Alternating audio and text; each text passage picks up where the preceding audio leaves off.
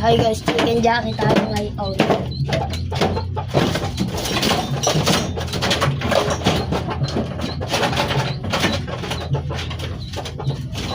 Ito guys, maganda ang kuha. Kunin ko yung isa. Oo, huwag kayo mag-aaway dyan.